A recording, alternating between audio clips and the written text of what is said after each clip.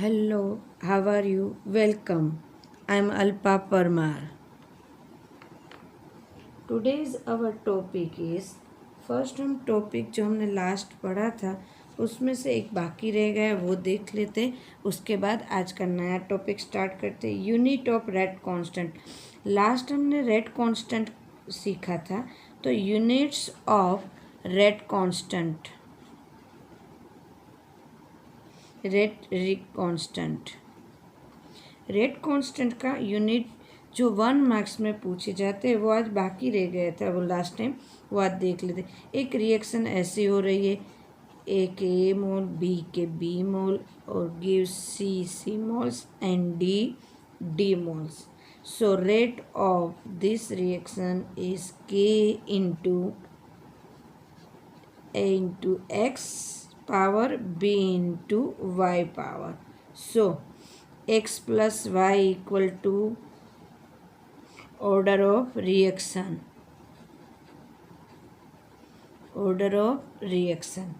so k equal to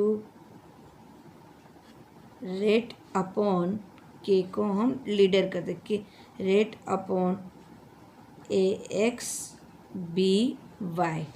so rate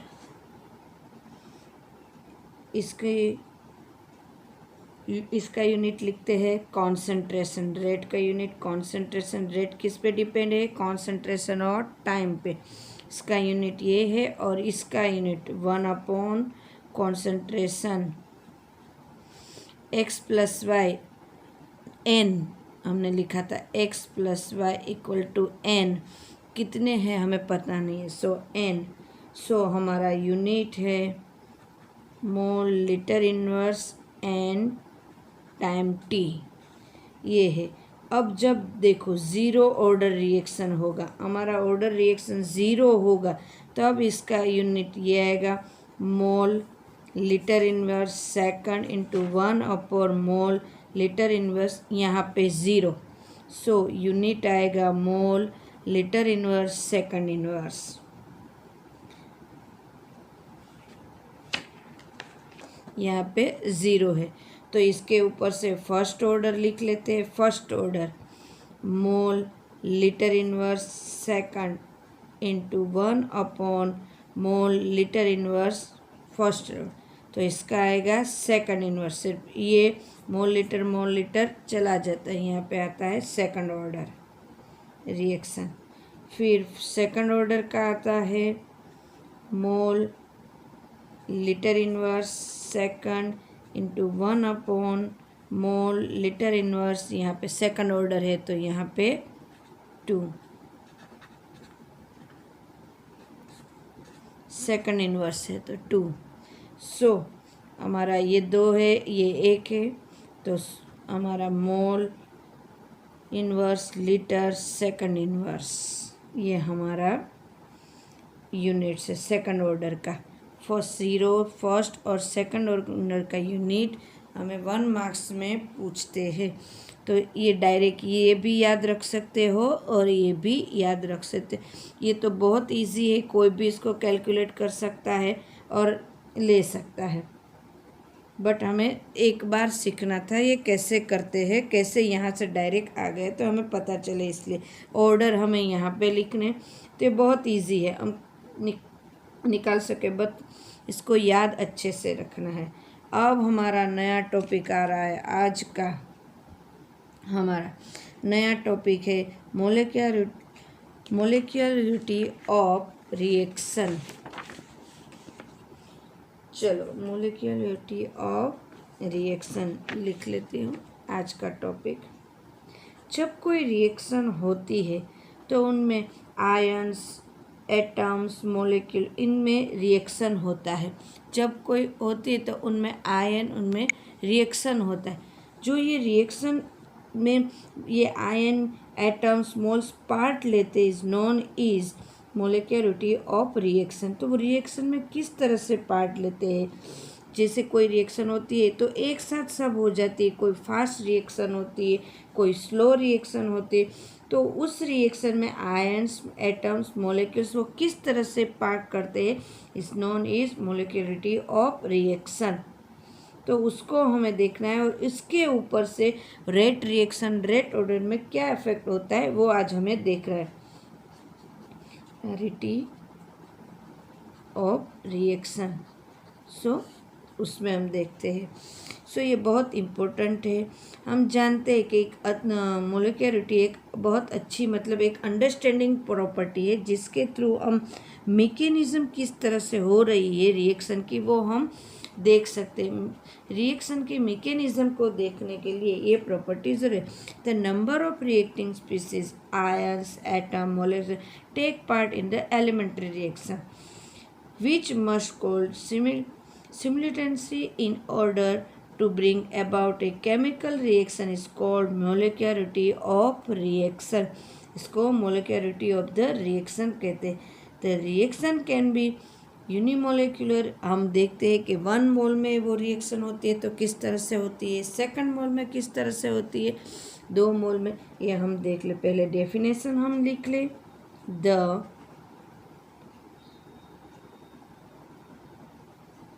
number of reacting species जो part ले रहे हैं वो लाइक एटम्स मोलिक्यूल्स और taking part in an elementary reaction which must collide simultaneously in order to bring, जिसके ऊपर depend रहते, bring about a chemical reaction is called molecularity of reaction. मतलब रिएक्शन में आयंस मोल्स एटम्स जो part लेते हैं वो किस तरह से एक दूसरे के साथ जुड़ते हैं, किस तरह से रिएक्शन करते हैं, इसके बेस पे ये पूरी रिएक्शन है उन पे डिपेंड रहते हैं। उस पूरा मैकेनिज्म समझने के लिए कि किस तरह से रिएक्शन हो रही है उनके लिए मैकेनिज्म समझने के लिए ये बहुत ज़रूरी है। जैसे हम एक रिएक्शन हो रही है जिसमें 1 मॉलिक्यूल पार्ट कर रहे हैं, जैसे NH4NO2 जिसके 1 मॉलिक्यूल है तो हमें क्या मिल रहा है N2 2H2O। ये 1 मॉलिक्यूल तो हम सीधी देख सकते हैं कि डायरेक्ट ये हो रही है, उनमें देखें। और फिर एक रिएक्शन लेते हैं कि जिसमें 2 मॉलिक्यूल पार्ट लेते हैं 2, तो इसमें H2 प्लस आयोन, तो 2 मॉलिक्यूल के बीच में वो रिएक्शन हो रही है। अब ऐसे 3 मॉलिक्यूल वाले ले लेते हैं जिसमें 3 मोल एक दूसरे के साथ पार्ट लेते हैं। यहाँ पे मोल्स आपको बता दूँ, यहाँ पे 1 मोल, ये 2 मोल और ये 2 और 1 3 मोल्स। तो ये बहुत सारी वेराइटीज़ हम अपने आसपास या तो हम केमिकल रिएक्शन में देख सकते हैं, 1 मोल 2 मोल और 3 मोल। तो यहाँ तक जो ये जो रिएक्शन किस तरह से हो रही है इसका मैकेनिज्म क्या है, उन पर रेट रिएक्शन रोड ये सब डिपेंड करते हैं। तो ये इस तरह से अब इससे भी ज़्यादा 3 से भी ज़्यादा अगर कोई रिएक्शन है जिसमें 3 से ज़्यादा मॉलिक्यूल पार्ट ले रहे वो बहुत कम है, या तो बहुत स्लो चलती है या तो बहुत कम हमारे आसपास दिखाई देती है, बट होती है, बट रेयर केस में होते हैं। जैसे कि एक देख लेते हैं KClO3 + 6FeSO4 + 3H2SO4, ये एक रिएक्शन है जिसमें 10 3 6 9 और 10, तो हम उसको ऐसा बोलेंगे इसका रेट रिएक्शन, ये तो रेट ऑर्डर है वो 10 है, बट ऐसा नहीं है, इसका रेट ऑर्डर है वो 2 है। वो किस तरह से वही हमें समझना है कि ये जो मॉलिक्यूल पार्ट ले रहे हैं वो उसका रेट ऑर्डर नहीं है, ये मोल है। मॉलिक्यूल से मैकेनिज्म सीखने के लिए ये मॉलिक्यूल से, ये रेट ऑर्डर नहीं है। तो ये दिखाई देता है, ये रेट हमें ये दिखाई देंगे कि ये 10 रेट ऑर्डर है, बट 10 रेट ऑर्डर नहीं है। पहले ये कंप्लीट कर लेते हैं। 3Fe2SO4 ट्राइस plus 3H2। तो ये रेट ऑर्डर नहीं है, इसका रेट ऑर्डर 2। तो रेट ऑर्डर है क्या? सेकंड रेट ऑर्डर है। तो पूरी मैकेनिज्म ये समझने के बाद हमें पता चला कि रेट ऑर्डर है वो किस पे डिपेंड करता है। तो जो कोई रिएक्शन हो रही है, अगर वो स्लो 2 पार्ट में हो रही है, तो जो इनका स्लो पार्ट होगा वही डिसाइड करेगा कि उसका रेट ऑर्डर क्या होगा। जैसे कि हम क्रिकेट मैच खेल रहे हैं, अगर क्रिकेट मैच में कोई एक इनिंग्स खेलता है, 2 इनिंग्स खेलता है, तो उसमें जिस मैच में उसने कम रन बना है तो उसका रन रेट कम उस बेस पे रहेगा।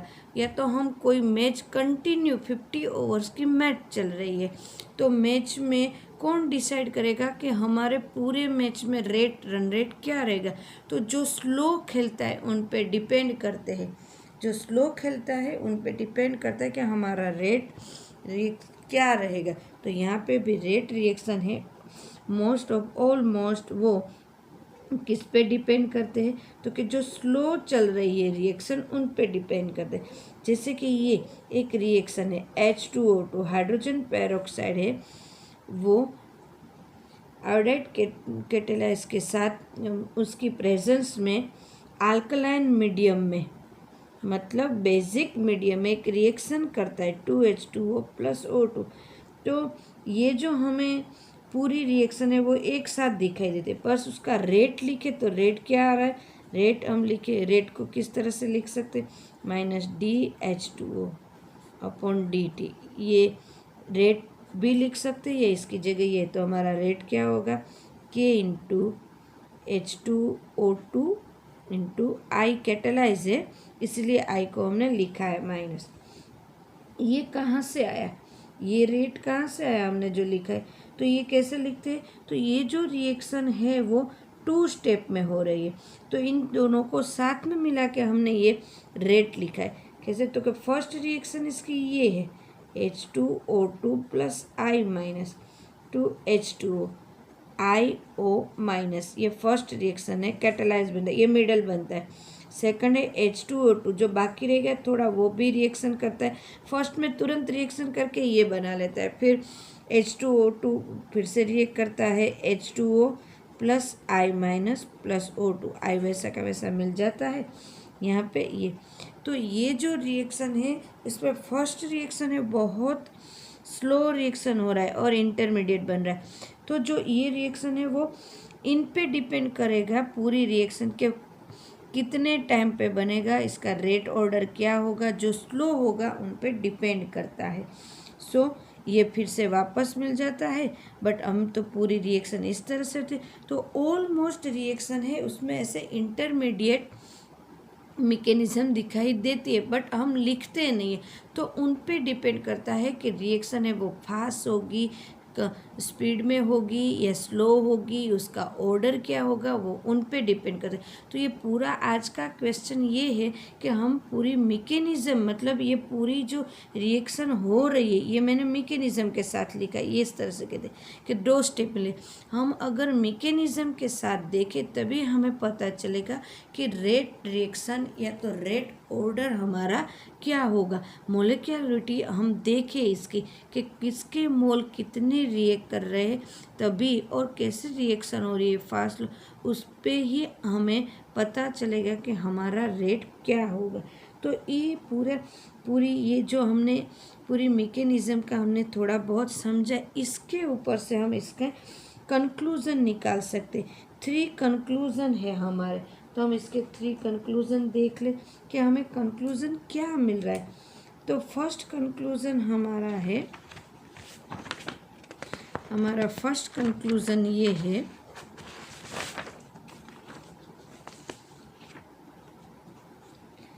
कि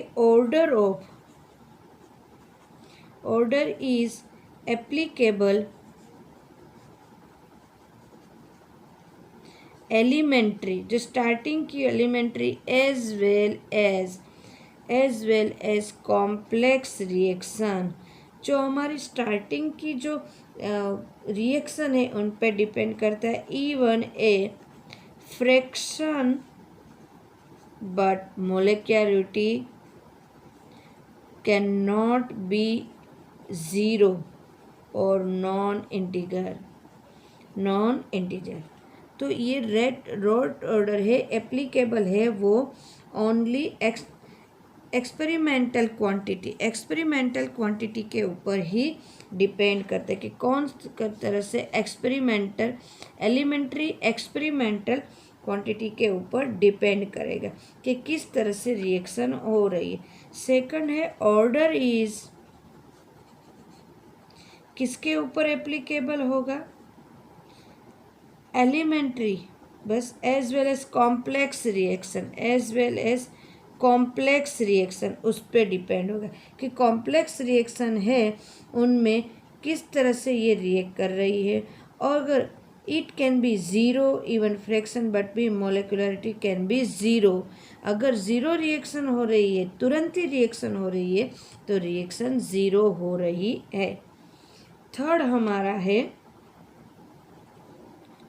फॉर कॉम्प्लेक्स रिएक्शन